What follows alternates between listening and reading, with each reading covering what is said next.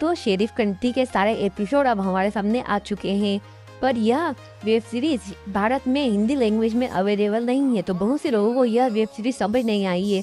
इसे आज मैं शेरिफ कंट्री सीजन 1 का एक्सप्लेनेशन करने वाला हूँ। तो दोस्तों, आप इस वीडियो को लाइक करिए, शेयर करिए और हमारे चैनल पे नए हैं तो इस चैनल को सब्सक्राइब जरूर करिएगा।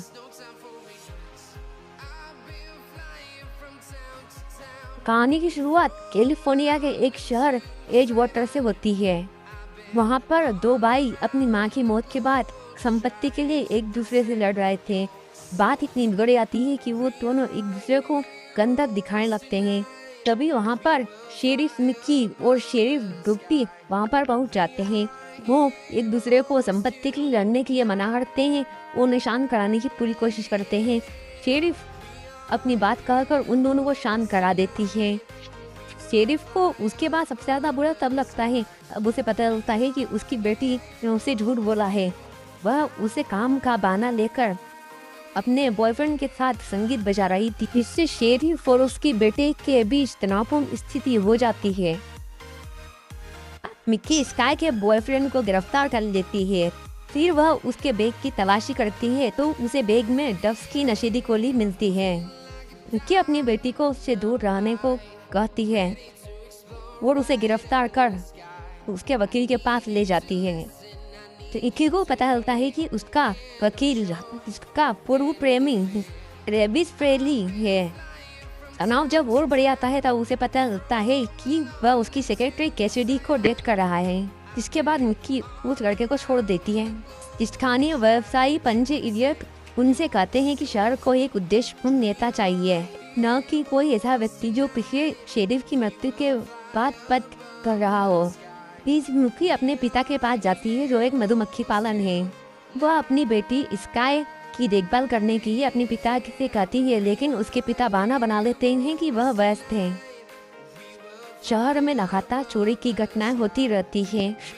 यहाँ पर शेरिफ एक बच्चे को खाना खिलाते हुए रंगे हाथों पकड़ लेती है। शेरिफ यह समझ जाती है कि वह बच्चा किसी मजबूरी होने के कारण चोरी कर रहा है। फिर शेरिफ इसकी जानकारी प्राप्त करने के लिए सुराग ढूंढना शुरू करती है। शेरिफ किसी तरह से पता लगाकर उस लड़के के घर पर चली जाती है। वहाँ पर उसके मॉम डैड शेरिफ को घर पर नहीं आने देते हैं। इससे शेरिफ को उन पर शक होता है। फिर पता चलता है कि वह बच्चा अपनी बहन को खिलाने के लिए यह सब चोरी कर रहा था। उसके घर वाले उस पर और उसकी बहन पर बहुत सारे अत्याचार करते थे।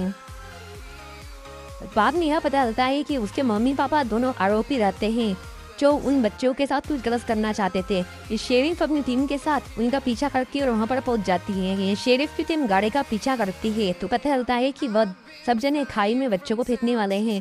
शेरिफ की टीम उन पर बंदूक तान देती है। शेरिफ अपनी बहादुरी से गाड़ी का दरवाजा खोलती है और उन बच्चों को बाहर निकालने का प्रयास करती है। गाड़ी एक छोटी सी खाई में गिर जाती है और दोनों पति पत्नी जिंदा बच जाते हैं। तब पुलिस उन्हें गिरफ्तार कर लेती है और बच्चों को वह खाई में गिरने से बचा लेते हैं। इस प्रकार शेरिफ मिक्की और शेरिफ डिक्टी दोनों अपना कर्तव्य पूरा करने में सफल हो जाते हैं। छोटे और मासूम बच्चों को बचाने के बाद शेरिफ रात को अपने घर पर आ जाती है और टीवी पर यह खबर वायरल हो जाती है कि शेरिफ और डिक्टी बून ने 2 बच्चों को बचाया है। शेरिफ मिक्की ने अपनी जान पर खेलकर 2 छोटे बच्चों को बचाया था। इसलिए सभी लोग उसका स्वागत करते हैं और शेरिफ मिक्की के सम्मान के लिए उसके लिए तालियां भी बजाते हैं। शेरिफ मिक्की को भी ये खुशी होती है कि लोग आज भी उसकी परवाह करते हैं और वह सम्मान के लिए खुद हकदार है। शेरिफ अपने घर पर आ जाती है। तभी वहाँ पर एक अजीब घटना होती है। शेरिफ मिक्की की बेटी स्काई को अपने बॉयफ्रेंड ब्रेंडन की लाश मिलती है। वह बताती है कि उसने उसे नहीं मारा है। फिर स्काई को जांच के लिए ऑफिस ले जाया जाता है क्योंकि इसमें स्काई का भी हाथ हो सकता है।